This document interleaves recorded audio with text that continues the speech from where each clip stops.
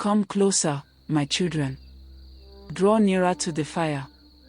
Let your legs touch the dust and your backs feel the warmth of the flames, because this is not the kind of story that likes to be told from far away. This is a story that listens to who is listening. It watches your eyes. It counts your breaths. And if you are not ready, it will hide its face like a shy child behind its mother's wrapper. Oh yes. That is better. The fire is steady now. The night insects have found their rhythm. Even the moon has leaned forward to hear me. Long before your fathers grew beards, before your mothers learned the weight of carrying water on their heads, before the Iroko tree at the village square split into two after the great storm, there stood a village called Akunma, home of the Okore clan. Akunma was not the biggest village, no. It was not the richest either. But if villages were people, Akunma would be the one whose silence made others speak softly. The kind that did not boast, yet whose footsteps were always noticed when missing. The village sat where red earth kissed green forest, where farms ended and mystery began. To the east lay Umudara, proud and loud, known for their wrestling champions and noisy festivals. To the west was Nkola, quiet traders whose women could bargain the smile of a hyena.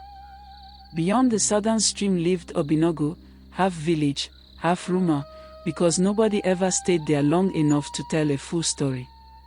And to the north? Oh, to the north was the forest. Not just any forest, my children. This one had a name that elders mentioned only after clearing their throats. Ọhịa Uche, the forest that thinks. Now listen well. Forests are like people. Some sleep.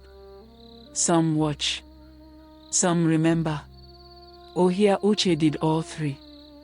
At the edge of Akunma lived a hunter named Nwoye, son of Okafor.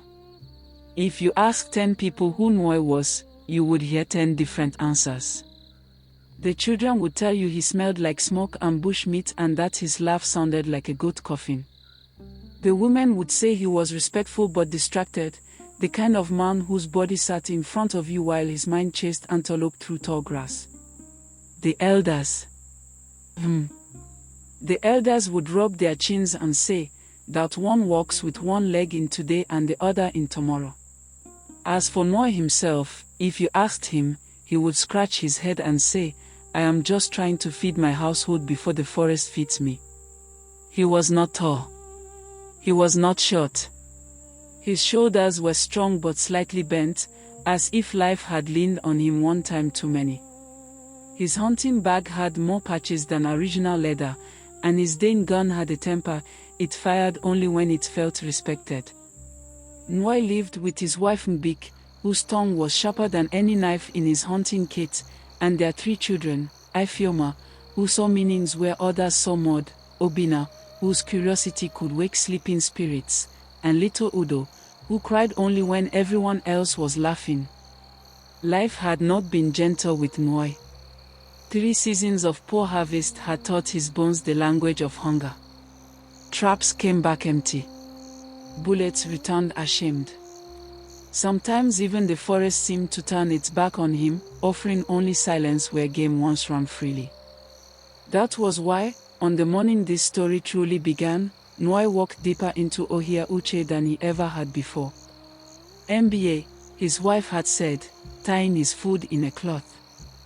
Do not follow desperation into places wisdom avoids.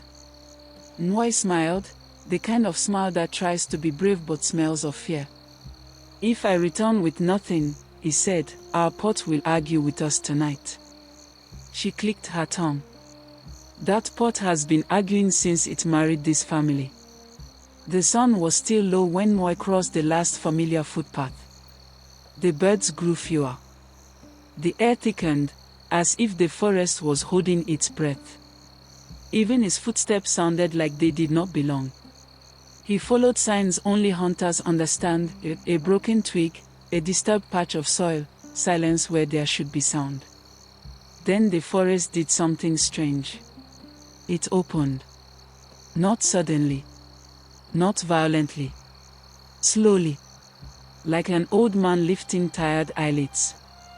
Before him stood a massive rock, taller than 3 men, wider than a wrestling arena. It was not sharp, not proud, but smooth and patient, as if it had been waiting since the world learned to walk. At its base, half hidden by roots and shadow, was an opening. Not a cave. Not a crack.